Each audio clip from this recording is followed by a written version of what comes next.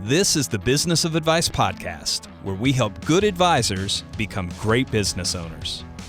It's always a great day when you can welcome Jay Baer to the Business of Advice podcast. Jay is a seventh-generation entrepreneur, author of 6 best-selling books focusing on customer acquisition and retention. He's a Hall of Fame speaker and a tequila aficionado, which we might talk a little bit about here at the end. Has graced our stage and just crushed it at World Series for Advisors Excel. So, Jay, it's good to have you back, I guess, virtually on the Business of Advice podcast. Great to see you. Thanks so much. And as we've talked about in the past, I grew up in the business. My dad was a financial advisor for more than 3 decades. So I feel like I know a little bit about it. I was a kid who had life insurance, like in preschool, right? So you gotta get involved early. Yeah, I think that background, and I remember when you're on stage, that background, but then also what you're doing now, it's going to be an awesome conversation today. I'll maybe kick it off. You have a really cool career. If you would, tell us about your journey to becoming an expert on just marketing and understanding really the customer journey. Yeah, I started in politics, actually. I don't even know if you know this. I didn't know that. I was a political campaign consultant and did a lot of work for the late Senator John McCain. I'm from Arizona originally, so that's how that works. And I realized fairly early in my career that I didn't want to be in politics full time. It's a tough business. It's a tough business then. It's a tougher business now. And decided to get out of that. And I got into what we would consider to now be kind of traditional marketing. So I was the marketing director for the Southwest for Waste Management, the environmental services, kind of trash hauling behemoth. Did that as a young man, worked for the government for about 20 minutes and realized that was not my culture, just from a entrepreneurship standpoint. And got really, really lucky. I was having a beer with some friends of mine who had started the very first internet company in Arizona. This is in 1993, Cody, when domain names were still free. Nobody even wanted to have a website, but I was like, look, I don't want to work in the government anymore, so I'll go join this venture. And I did. And 30 years later, I'm still tangentially involved in digital marketing. So that was kind of the springboard. And I built and sold a series of professional services, consulting, research, advice organizations, and had the great fortune of working with many enormously successful companies all around the world, dozens of Fortune 500 brands. I had time to spend helping them gain customers and keep customers. So over time, I sort of went from digital marketing to customer experience, to customer service, to business growth. And as you get deeper and deeper in organizations, you start to realize that marketing is just part of the story, right? There's a lot more to it. And we're also in an era, and you know this, that experience is marketing, right? That so often customers are looking at the root experience they get from a business and they use that as a springboard to tell their friends, et cetera. So it seems a little unusual on the surface, but it made perfect sense to me at the time. Well, and you've turned that into an incredible career, added a ton of value to tons of entrepreneurs, business owners all over, speak to, some of the largest organizations in the world. One of the things I was reading, we hadn't caught up for a while, and I was, looking at what you're talking about these days, and something that's really interesting, maybe kick us off with this. COVID disrupted a lot of businesses, and for a while, I think, I don't know if you even know this, I have a couple restaurants now and a hotel that we opened right before COVID, so good timing. But, I say people were understanding, I feel like, for a while, and I'm seeing that pass, right? And I think you even said this idea of a pandemic pass where people were patient and understanding is not really around anymore. So would you talk maybe just to kick us off, because I know you're doing a ton of research around this, around what you're seeing, like what are some of the things that people started doing during COVID and use COVID or the pandemic as an excuse, but then how as a business owner do you need to be rethinking that right now? Because I think the one thing I wrote down is you said the American Customer Service Index kind of study, like we're at the lowest score since 1974. So people are losing patience with crappy service, I guess is a good way to say that. Hard to believe how much time, money, effort, energy we spend on customer experience and customer service, books, speaking, advice, and yet people are less satisfied with business than they have been in 50 years. So something is wrong. I'm not a futurist, so my role in the world is not to tell you what's going to happen in 10 years. That's not my thing. but I can tell you what's happening today and what's going to happen for the next 2 years. And so what I try to do, Cody, is do very, very comprehensive research on customer behavior, then pair that with my work for hundreds and hundreds and hundreds of brands to figure out what lever advisors can pull for the next, say, 24 months to have a disproportionate advantage over their competition until their competition figures it out. Then you got to go figure out something else. So over the last 12 years, I've talked to people about the competitive power of social media, of content marketing, of empathy, of word of mouth. And now, based on the new research, the lever that you should pull today before your competition figures it out is the lever of speed and responsiveness. We all care about time more than we used to. The pandemic's partially responsible for that. It kind of taught us that nothing's guaranteed. And it reminded us that every one of us has only 1,440 minutes a day. It doesn't matter who you are. You can't buy more. You can't get more. Time is the only resource on this planet, Cody, that we share equally. It's the only one. And it turns out that customers are less patient today than they've ever been. And we had this window during the pandemic where business and customers and clients were kind of in it together, right? Customers and clients would say, man, yeah, I would prefer this tomorrow, but I understand you've got labor challenges, you've got supply chain challenges, your business is disrupted, people are working from home, have never worked from home before. Just do the best job you can. It'll be fine. We're all in it together. God bless. And that is not the case anymore. 83% of customers, according to my new research, say that they expect business to be as fast or faster than they were before the pandemic. So you don't get a pandemic pass anymore. They're like, look, it's been 2 years, get it together, right? They just, back to regular business. And it's hard sometimes. Yeah, it is. I see it probably more so, I would say, in the restaurants, right? And some of the staffing challenges. But I'll tell you, even for the advisors, which is primarily what listens to this podcast, the current economic conditions are good for financial advisors. Most of our advisors are having record years, I would say the majority of them. What that has done is it's put some strain on the insurance companies, the investment companies that are understaffed also and trying to keep up. And I'm seeing that even frustration level with our advisors, because it's like, man, we're trying to help these people. It's getting caught up, everything's slower. So there's some brilliance there. One of the things I remember years ago, Dan Kennedy, who you probably know well, he was speaking at one of our events, and I'll never forget this. It stuck with me forever. He said, speed equals trust. And he said, one of the things that you can do to build trust quickly is the quicker you respond and you act on everything, the more trust you're going to build. And he said, as an advisor, that's really important, right? You're meeting this person for the first time. You're trying to convince them in 1 or 2 appointments to move all their money to you. Yeah. The better you are at quickly responding to things, the better you're going to build trust. I have an interesting stat on that. I don't think Dan's exactly right on that, but it's pretty close. Speed is interpreted as caring. That's how we contextualize it, right? If somebody is quicker to respond, we assume that means they care about us and our business more. Yep. I had to get a painter not long ago. Got 3 bids. First painter got back to me in like 4 hours and said, I can't give you a quote, obviously, until I see your house, but here's when I can give you a quote, and here's when I think I can schedule the job based on what you've told me. Second painter got back to me in 2 days. Third painter got back to me in 9 days, by which point the house had already been painted. So that's a little slow in the draw, right? Yeah. So I hired the first one, as you probably guessed, was not the least expensive. In fact, was the most expensive. But I don't care. And most clients and customers don't. My research finds that 52% of customers will hire the first one to respond regardless of price. 52%. So you're much better off as an organization just figuring out how to be first. Because here's the part that's really scary. You're going to appreciate this. Here's the part that's scary. When you lose business because of speed, it is almost always invisible. Painter 2 and Painter 3, who didn't get my business, why do they think they lost? Price. Cost. Right. Yep.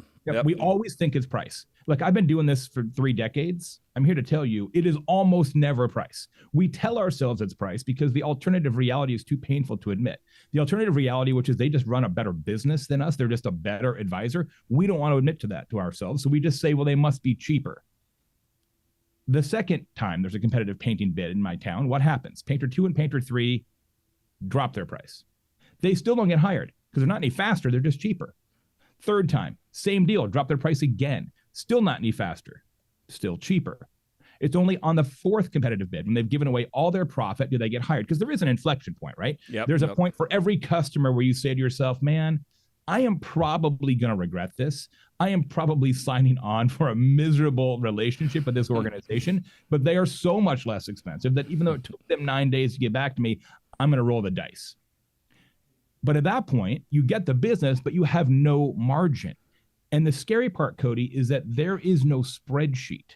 There is no report that you can run that tells you this. When you lose on speed, it's almost always invisible, which is why it decays your business from the inside out. You're much better off just committing to being first, and then you don't have to worry about it. But the area where I would disagree with Dan is that there is most definitely a point at which you can be too fast. Speed at all costs actually costs your business. Because when you're too fast, it actually becomes less trusted. Drift, which is the largest provider of chatbot software in the world, programs in a 3-second delay. Because the chatbot could answer you instantaneously. Yep. But if it's so fast as that, you start to question whether the robot actually considered its reply or not. They purposely slow it down so that you trust it more. I live in Indiana, and just like you, I've discovered that Mexican food in the Midwest is of varying levels of quality. I went to a Mexican food restaurant recently here in town, got chicken enchiladas. They brought me enchiladas in 90 seconds. You ever have that happen? Like super fast Mexican food. And at first I was like, 90-second enchiladas. And then I was like, wait a second, bro. They're like how is there an enchilada machine? Like what is the nature of these enchiladas? It was so fast, I began to not trust it. So what you want to do in your business is dial in to the optimal amount of speed. It's the perfect amount of speed. And I call that the right now. The right now. And so you got to figure out what it is for every customer interaction. Not too fast, because you start to not trust it, and certainly not too slow. You said something, I'll use that painter example. I'm going to make this assumption, but in those initial contacts, I would guess the faster the better. Is that, that kind of how you would see it, right? Yes, because you're not, especially the initial response, because it does get interpreted as caring. Yep. To use that same analogy, if the first painter said 4 hours later, yeah, I can paint it today, you'd be a little nervous. You'd be a little nervous. You're like, why? This guy's already out in front of my house. Like, why does he, why does he have no painting jobs? Like, that's weird. So that's what I'm saying. The right now, right? It's a fine line. You can't be too fast. That's good. I'm glad I asked that question. So that wasn't even originally on what we were going to talk about, but just a ton of wisdom already. I want to transition a little bit to marketing because you've done so much around that over the years. Yeah. I think going back to what we just talked about, the world changing in so many ways over the past few years, what do you see as the biggest challenges today to grabbing a prospect's attention? I think the challenge is that we are entering an era, we're probably already in it, where all consumers are at core suspicious of the motives of all outbound marketing in any channel, right? You distrust what you see in social media, you distrust what you see on television, you distrust what you see in the newspaper or hear on the radio, you distrust what you get in your mailbox. Every consumer in every category is coming at every business message from a root position of distrust. And that's really hard when you're making marketing about yourself, right? It's like we're awesome. And the client says, well, I'd expect you to say that because everyone says that. Everybody's right. It's like when advisors say, we have unparalleled commitment to customer service. That's just a waste of words. Nobody believes that, even if it's true. What you're essentially saying is that your competition doesn't, right? So it's almost, it's a statement without impact. Which is why I continue to be a big believer, and perhaps even more so than when I wrote a book about it 3 years ago, that the best way you can build a business is for your customers to build it for you. Instead of figuring out like what's our secret to outbound successful marketing communications, I would argue that the better approach is to figure out how to make sure your existing clients actually tell their friends about you. Yeah. And it's challenging in financial services because in most parts of the world, the US not accepted, people don't typically, roll around at restaurants and say, hey, let me tell you about my financial advisors and those relationships. I don't want to say it's taboo, but it's not usually the lead story on your conversational rundown with your friends. So you've got to unlock something. You've got to do something in the operations of your business that breaks through that inertia and causes your friends, your clients, to tell their friends about your practice. Obviously, that's a big topic you talk about. What are some of the great, I'm going to call it word of mouth referral strategies that you see, and maybe more specific to advisors that you think are things that you would be doing if you were an advisor? Yeah. We call them talk triggers in my business, which is an operational choice that you make in your business that's designed to create conversations. In fact, one that I learned about actually at World Series is one of your folks. His last name is Rose, and so in their office has a huge bouquet of fresh roses all the time. And every time a client comes in, every client gets a rose. They get to pick a rose out of this bouquet in the middle. Yep. Simple thing, but they remembered. It's tactile. It's always nice to have something that people can touch. It just triggers the senses. And then people take pictures of it and put it in Facebook, et cetera. Like, hey, and even their front desk staff is really smart about this. Hey, would you like us to take a picture of you with your rose? Because then they've got a little keepsake, goes on social media. You just have to find a way to get people colliding and either creating something that they can share or building an experience that is shareable. So my advisor here does a twice annual shredding party. Bring all your old tax returns, bring all your stuff, come to their office. They've got the big truck there. They shred all your stuff.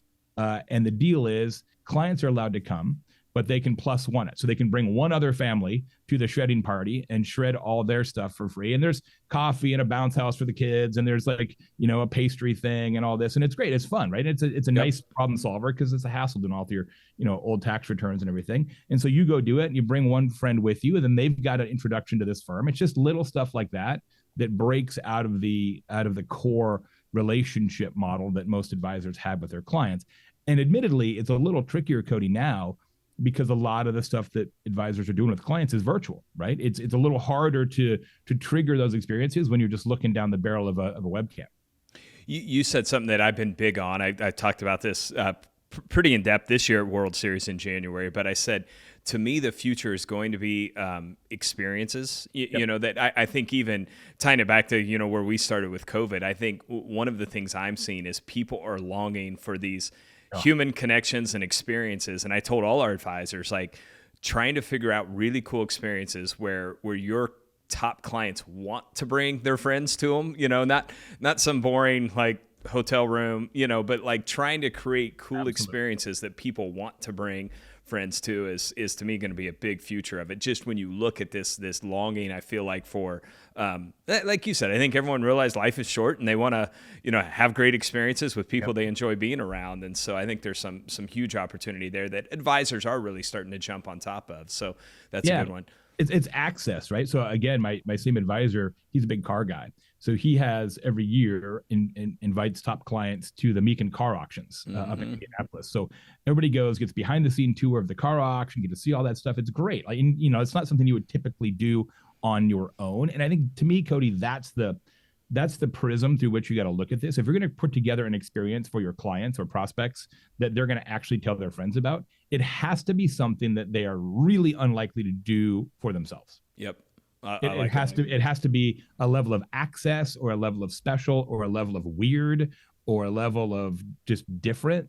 Like you said, it can't be, hey, we got a thing at the Holiday Inn and we're gonna have a boring chicken dinner. Yeah, we're gonna have omelets, right? It's that's certainly, thank you, I appreciate the free omelet, that's cool, but it just has to be something that is, look, this isn't hard conceptually, sometimes it's hard operationally. It's got to be a story worth telling. Yep. If you wouldn't tell everybody about it, why would you expect your clients to tell everybody about it? If it's not special for you, it's definitely not special for them. And it doesn't have to be really expensive, right? It's not like, hey, we're going to put you up in a moon lander. It doesn't have to be profligate. It doesn't have to be, massively luxurious. It just has to be different. Yep. Something that they haven't done before. I want to ask another marketing question. So one of the really neat things I get to see is we have this private Facebook page for all our advisors where they, they're always on there sharing ideas, what's working, asking questions. What I tend to see though, and I think this is advisors are bad about it, but I would say most entrepreneurs or small business owners is they're shiny object syndrome people, right? So every day there's a question about like, hey, has anyone tried this or looked at this? What advice, and especially I think technology's kind of changed the marketing landscape. What advice would you have for small business owners to sort through like the new shiny object versus, hey, here's new approaches that really, really work? Any advice there? A couple things. One, people ask me every day, like, what's the hot new thing? And I've always answered this question the same way. The hot new thing is doing today's thing better. Until you've mastered whatever it is that you're doing now, why would you conceive of changing into something different? And it's easy to, especially with the technology, as you said, to say, okay, well, this will solve my problem. This software, this social network, this whatever, this AI is going to solve my problem. And it won't. You're just playing a shell game, right? Yep. Ultimately, this is not that complicated, right? It's what do my clients really need? And how can I deliver more than that? And that's not usually a tactical solution. It's a strategy. It's a strategy solution. So you've got to stick with it. And also, regardless of kind of what you're pursuing, you've got to make sure you're measuring it with some degree of competence, right? What I find in the advisor business is people don't usually know their math very well in terms of, okay, well, what percentage of clients came in through this? What is the impact of this particular tool or tactic on customer retention? Et cetera. And what I typically hear when I ask advisors about that is sort of a collection of stories, right? Well, we think about this and sometimes this, and it's like, well, what's the data on this? And they don't know the data. They just kind of know the story that they tell themselves in their head. And it's really hard to optimize your marketing if you don't actually know the math. Yeah, that's good. Yeah, I see that a lot too. It's we actually have a company that works with a lot of advisors, and it's shocking when they'll see their actual return on investment of like, oh, we thought these live events we were doing were crushing it, and they're not. So because they know the 3 clients they got from it. Yeah. And so they're like, so that's kind of the narrative that then becomes truth in their organization. Like the plural of anecdote is not data. That's the challenge. I always call that the kind of the Vegas theory, right? It's you remember the one time you won at the casino and forget the 99 times that you lost. So 100% right. Yes, exactly. Keep telling that. Okay, so maybe staying on this, like I'll say technology, social media standpoint. One of the things I see is it does allow, I'll say advisors, but I think in general, small business owners to get their message out maybe quicker, in some ways cheaper than ever. But the flip side of that is, it also has opened these venues for your customers to leave feedback, right? Good or bad. Yes. What are strategies that advisors should be employing around, reviews that people leave, or if they post in comments? And now I'll say all this, compliance would want me to say, there are some compliance things you have to really understand. So make sure you're following all your compliance guidelines, but just in general, any best practices or strategies around that. Yeah, I'm glad you mentioned that, because that was going to be my first sentence is, look, I'm not going to do compliance advice here. But in theory, my rule, I wrote a whole book about this called Hug Your Haters. And my which we gave to every employee here. Yes. So all of our employees have that book. Yeah. The best. So the idea is that, yes, you're going to have clients that are happy. Unfortunately, you're probably going to have clients that are unhappy at some point in your business. It's a natural byproduct of being in business. It's not so much about the review. It's about what you do about it, right? It's about how you handle it. Yep. So there's 2 approaches. First, you should always respond, because no response is a response. No response is a response that says, I don't care about your dissatisfaction. I refuse to acknowledge it, and I'm not going to spend any time on it. So anytime somebody has a challenge, especially in public, right, in a public social media review setting, you should reply. You should reply every time in every channel. You should thank them for their honest feedback, because I don't know if I've told you this research before, but only 5 out of 100 unhappy clients will actually complain. 5 out of 100. So the 5 who complain, who leave you a negative review or whatever, that is doing you a favor because they're actually going on record. So every single person who leaves you a negative comment, mathematically, okay, there's a whole bunch of other people who have the same problem. They just don't care enough to tell you.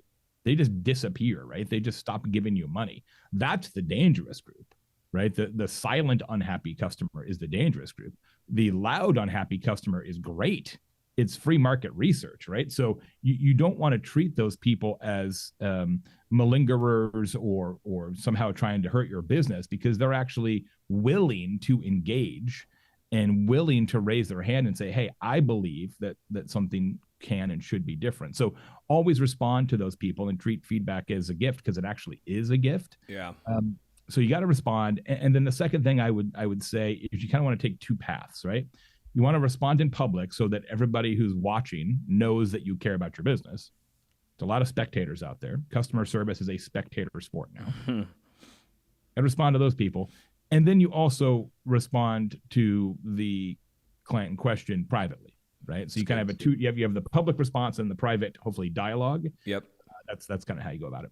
That's good. I think we've seen the news has been filled with companies who have not handled complaints or controversies well over the last, last month. Yeah. But do you have some examples, maybe just so it gives some people perspective, of companies that knocked it out of the park when they had a big customer complaint or issue? Yeah. You know, the one that I love, I'm going to put it in my newsletter soon. Do you know the oat milk company, Oatly? I mean, I know of it, but I don't know much about them. Yeah. Yeah. So they're really kind of irreverent and very kind of specific brand identity that's kind of just very casual and sort of hip. And because they're making milk out of oats, which I don't know, it's not really my thing, but okay. Whatever. Very popular company. They're doing great. But you're getting into it, sustainability and food stuff and, environment, and a lot of their customers really care about those issues, of course. So they get a lot of flack about everything, right? They're doing the best they can, but they have a lot of haters out there. They actually took all the negative complaints that they typically get and controversies and things like this, and they just took the power out of it. They built a website called F-Oatly or Fotly, and it has on the website every single complaint, comment, problem, and then they just address them all right there. It's literally like a website devoted to what people say bad about them. And they just address very, very matter-of-factly, yes, I can see their point, but here's how we see it. They just literally go about it all in one place, which I think is absolutely brilliant, right? It's like jiu-jitsu, right? You're sort of using their momentum against them. And I think it's just really, really smart. The second thing I would mention that I love when brands do this is if you're going to respond to something, do it with maximum humanity.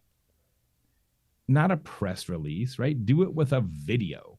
I remember, not this most recent Southwest Airlines meltdown, but a previous Southwest Airlines meltdown a few years ago. They did that. They did a Facebook Live with their head of operations in real time and said, look, we understand this is causing a bunch of problems for our customers. We're terribly sorry. Here's what we're doing to work on it. And that kind of, this is the actual person in charge telling me right now in a camera without a script what's going on. That level of accountability and access changes the way people feel about it. I feel like so often when people are responding to criticism, they're like, well, let me craft a perfect sentence. Yep. And at that point, they're much better seeing you than reading you, if that makes sense. That makes a ton of sense. So we talked a little more on the negative side, or theory kind of advice, but that's what everyone freaks out about. Yeah. What they get scared about. What if they get a positive? Any ways to leverage like positive reviews or positive comments? 100%. I'll give you an example from the pizza business.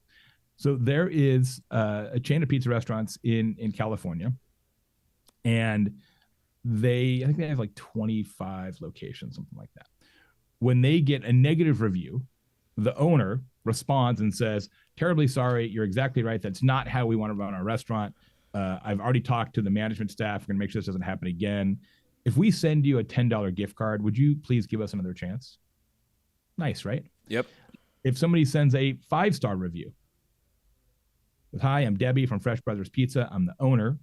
Thank you so much for taking the time to leave a review. We are so excited that you were delighted with your experience and wanted to leave us a 5-star review." If we sent you a $10 gift card, would you bring somebody with you next time who's never been here before? Mm. If you think about the power of word of mouth, Cody, that we talked about a minute ago, somebody who is willing to leave you a positive review or feedback or even fill out a client survey and say you're awesome, disproportionately that person is likely to tell their friends. It's a psychological profile. I talked all about it in my book. There's 4 types of customers. 2 out of the 4 are likely to talk about you and 2 never will. Doesn't matter what happens. When anybody who's willing to create written feedback like that is likely to be a word of mouth candidate. So if they give you a positive affirmation, that's where you want to say, "Hey, by the way, we're having an experience. We're having a wine tasting or whatever for clients." Those are the ones you want to really lean on to bring friends to the next event, because it's a marker for their personality type that they're likely to be that person. You got to keep that in your CRM. Like, oh, okay, anybody who has left feedback, positive or negative, is likely to be a word of mouth nodule in your business. And you got to just know who those people are in your client mix. That's good. Yeah, I really like that. I'm going to make our restaurant people listen to this too. So some good advice there. Okay, I know you said this earlier that you're not a futurist, but you do study trends more than anyone that I know. So obviously, I think all the buzz when ChatGPT came out, it turned everyone on to AI. And I'll maybe ask you this. When we talk about artificial intelligence, what are some of the ways that you see this changing the way we attract clients, but also how we interact with them? Well, certainly from a speed standpoint, right? There's a lot of repetitive tasks in the advising business, and writing the same email pretty similar over and over and over, or there's just a lot of things that you're sort of just making donuts, right? And AI is going to solve all that, right? You're going to be able to press a button. And those kind of repetitive emails or requests or form letters, et cetera, will all be handled for you. They'll be heavily customized per client. So it'll feel like you actually took the time to write it personally, but you didn't. That's going to be great. It's going to solve a lot of problems. It's going to save everybody a bunch of time. Yeah. Where it gets more interesting, I think, for me, is in the education side, right? All the things that advisors are trying to do about educating their clients about smart practices, the kind of in-person seminars you might have, or creating content on a website or in social media to educate clients or prospective clients. All of that is going to get easier because of generative AI, but it's going to get so easy that every client is going to be tsunamied by that kind of stuff. And I don't know exactly what's going to happen there, but my guess is over the midterm, we're going to see the pendulum go back the other way. So for the rest of this year, maybe for some of next year, there's going to be this huge rush to AI and automation, or what is automated but feels personalized but isn't.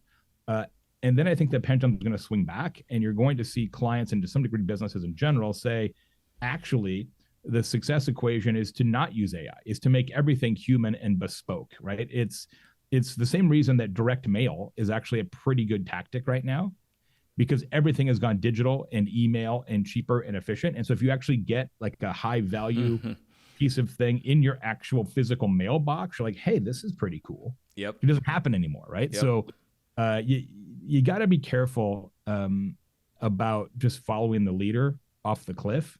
I always feel like you're better off looking to see what everybody else is doing, and then you do the opposite, right? When they zig, you zag. And this isn't unique business advice, but I think it's sometimes hard for advisors because they sort of feel pulled along by all their peers and their colleagues, and they think, well, if everybody's doing it, it must be right. Not necessarily. Trust your own instincts, right? If you feel like, hey, we're going to do this instead of using AI, we're going to handwrite everything, it'll stand out for sure. Yep. It's interesting what you said about pendulum swings, right? And I think as a business owner, that's a great thing to always keep in mind. I remember, let's say coming off of COVID, all our advisors got really excited because all of a sudden they're like, man, we can close people over Zoom. And, I mean, this is, we may never see people in person again. And especially our introvert advisors, they were really, really excited, but I told all of them, this was probably World Series 2 years ago. I said, I think you're, I don't want to say like maybe overdoing it, but I said, I feel like the pendulum's going to swing back in a big way. And the competitive advantage is going to be that face-to-face human interaction. I said, I just think people are longing for that. And I think you'd be making a huge mistake if you decide you're going all virtual, at this point. So figure out where it can make you a little more efficient, but I think there's going to be a huge value. So all that to say, I think any of these trends, that advice of always thinking about that pendulum always swings back, right?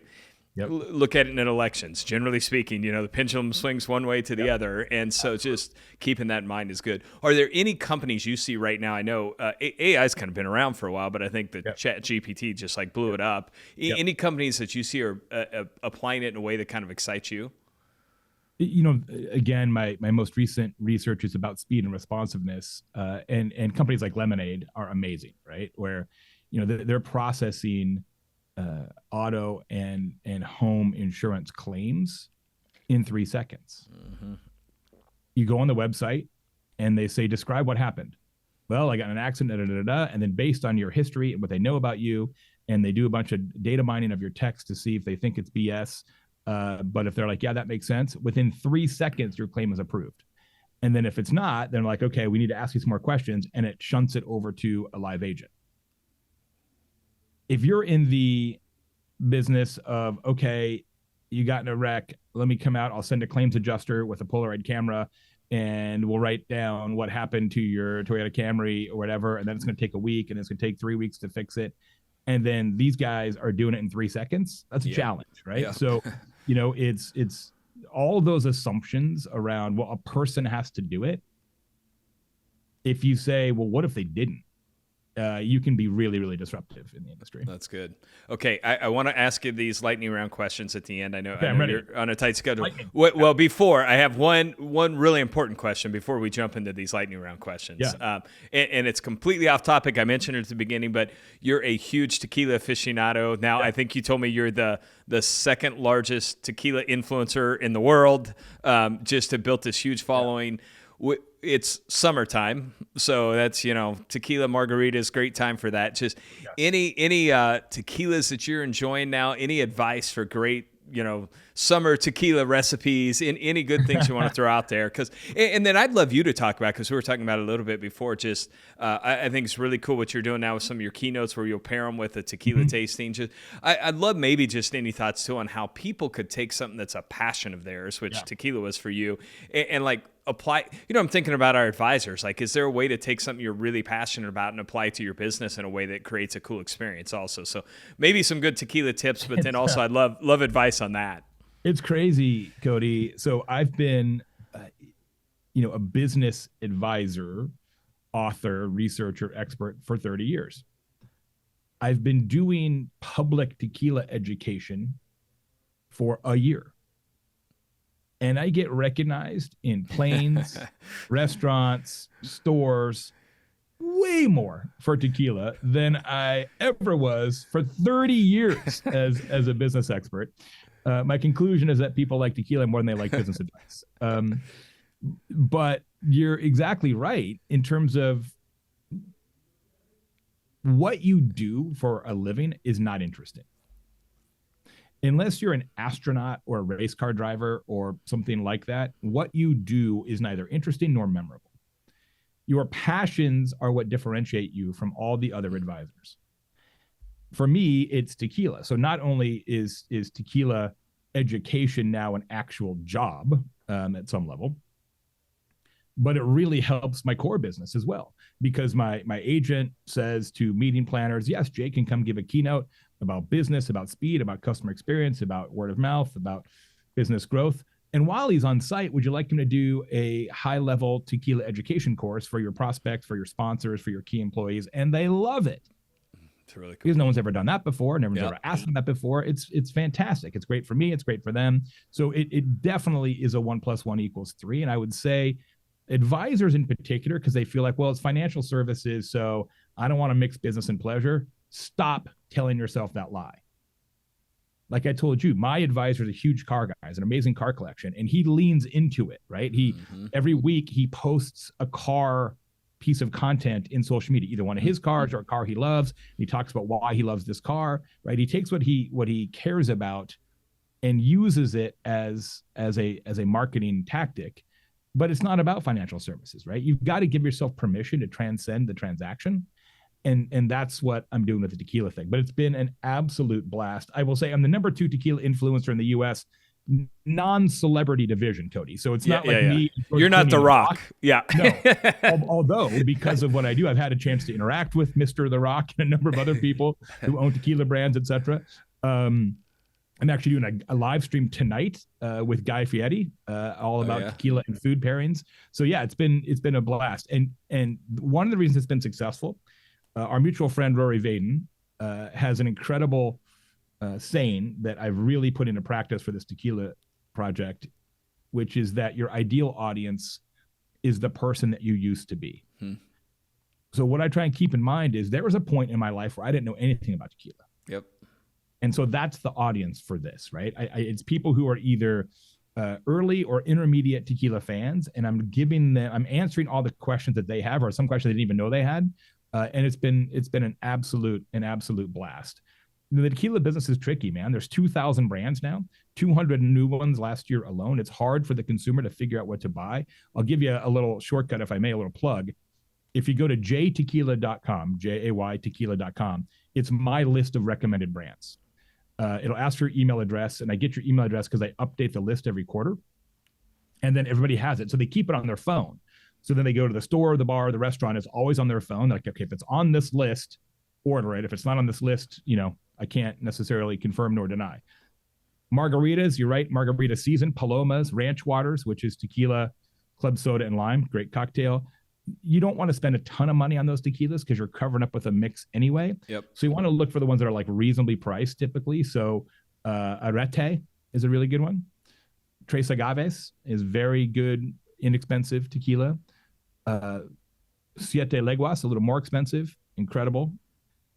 One Tequila, and I'm friends with the family. They just got a private equity deal, so they're expanding very quickly. You can find it in a lot more places, but they've continued to keep their quality really high. Is Tequila Ocho. If you see Ocho, definitely worth buying. They do a terrific job. And I'm starting to do trips. I got a merch store launching soon, T-shirts, cool. Flasks, glasses. And then next year, I'll start doing trips. So pay attention to the Tequila account. And I'm starting to take people to Mexico, doing EO trips down there as well, and YPO trips. So it's like a whole thing. Super cool. Well, it goes back to that, what I said earlier, like create experiences that people want to come on, right? It's going to lead to so many other businesses too. So that's really cool, man. So, okay. Lightning round. How about World Series 25 in Mexico? I like it. We may have that date locked in already, so it may have to be 26, but all right, let me know. The only thing I'm thinking is when you spoke for us, I think you were like the 9 o'clock in the morning. So that might be a little early for a tequila tasting, but Hey, I'm game if you're game. Okay. Lightning round questions. First one I always ask or have been asking is, going back to the start of COVID, I think everyone started rethinking, life. Is there a lesson that you learned during that time that you think you'll carry forward for the rest of your career or life? Yeah, I think it's two. One is that you can never rule out anything, right? I don't think, unless you're an epidemiologist, most people weren't like, hey, you're probably going to be a pandemic. Like, you never know, right? Mm-hmm. And just kind of having that little, well, here's the black swan event, right? It's nice to just sort of be reminded that all options are an option. And then the second thing is, as I was talking about, the byproduct of all this is that we just care about time more than ever. Like, we've all decided that we don't want to waste time anymore. We don't want to sit in traffic. We don't want to do all these things. That's why I wrote a whole book about it, which will be out next month. This idea that speed is now the most important thing. 2/3 of customers today, Cody, say that speed is as important as price. 2/3. Crazy. Yeah. Okay. Second question. What is the one thing that you did that graduated you from being good to great? I learned or admitted that other people could do stuff as well as I can do it. It's only once I truly trusted my team that I could really scale. And I think a lot of entrepreneurs say they trust their team, but when the chips are down, they don't, right? Mm-hmm. I kind of half trust them. And it's only when I was really able to give myself permission to let go of the steering wheel was I able to free up my own time to then scale and do bigger things. But it's hard, man. I mean, everybody comes at it from like, I'm really good at this, that's why I'm the boss. And that's probably true. But you also got to realize that sometimes, other people are smart too. It was literally just having this conversation this week with one of our advisors, and he asked me a similar question about, that. And I said, it was the hardest thing I ever did, but it was the most important thing that I ever did, right? For the same thing, it's the only way you can scale a business is to give up some of that control. But yeah, it's definitely, it's a process. It's not easy. So yeah, that's for sure. Okay. That's what the therapy is for. Yes. So as you look out kind of at this year or maybe over the next year, is there something you're doing to drive your own personal growth that you're excited about? Yeah. You know what I'm doing? So I sold my consulting firm a couple years ago. On the back of the pandemic, which has been nice because now I'm not running two companies. I'm not running a speaking business and a global consulting firm from an airline seat. So it's made me a lot happier, frankly, and given me time to start the Tequila project and write new books and things like that. But as part of that, because I'm not like, okay, I got to get back to the office to do office stuff, I'm trying to, Cody, spend a day before or a day after in each city when I'm traveling. And then I'm trying to be really intentional about spending time with friends and business colleagues in each city. That's cool. Because a lot of people I haven't seen, right? Because of COVID and all that, right? So it's like, all right, in every city, let's try and reconnect with 2 or 3 people that I've known in the past. And it's just been not only good for my heart, but good for my head, because all these folks have something to teach me. You just have to be willing to listen. And like every city, every day, it's like, oh man, I'm so glad I reconnect with them. That's such a good idea. I'm going to implement that. So just being with other people who you appreciate their knowledge and their wisdom and their enthusiasm, it just kind of fills your cup. That's great. Love that idea. Okay, fourth question. So it can't be one of your books, although Hug Your Haters, you have a new book coming out. People should go buy all your books. What is the one book you've recommended most to other entrepreneurs? Oh, it's easy. In fact, I just mentioned him, our good friend Rory Vaden. His book, Procrastinate on Purpose, is, in my estimation, the best book on kind of maximizing your time ever written. I recommend it all the time to people because anybody who's like, I'm busy, which is probably everybody listening, should read it because it will fix how you think about time and how you spend your own personal resources. Great one. And Rory has given that keynote to our advisors. So some of them know that one. So, okay. Final question. What's the best piece of advice you've ever received? Oh, I've got a sign right off camera. My mom bought me this sign like 15 years ago, and I keep it in eye shot for that reason. It says, remember, some days you're the pigeon and some days you're the statue. And I just think it's great to remind yourself every day that it's never going as good as you think it is, and it's never going as bad as you think it is. I try to keep it pretty even keel, and I've had a lot of successes and also some failures in my career, and I try to not let it get at me as much as I can, and I think it's a good lesson for everybody. That's great. Jay, thank you for the time today. So for anyone who wants to stay in touch, there's a ton of ways they can connect with you. Why don't you share some of the different ways that people can stay plugged in? Of course. Main website, jaybaer.com, BAER. You can find most of the stuff there. The new research on speed and responsiveness is at thetimetowin.com. All no email collection. Just grab the research. You'll love it. The new book, hold it up now, The Time to Win, will be out on Amazon next month. It is actually this size. It's a very small book because people said, Jay, why is the book so small? And I said, well, the book is all about being fast. And I thought it was ironic to ask you to spend 7 hours to read a book about speed. So it's a short book. It's only an hour, but people love it. It'll be available soon. Look for it on Amazon. And for tequila, you find me on Instagram and TikTok. It's Tequila Jay Baer. Awesome. Jay, I appreciate it. I knew it would be great. There's so much wisdom. People, go share this with other entrepreneurs that you know would benefit from it. And as I always say, our world needs great leaders right now more than ever. So go be great. Jay, appreciate it, buddy. Always a pleasure. Thanks a lot.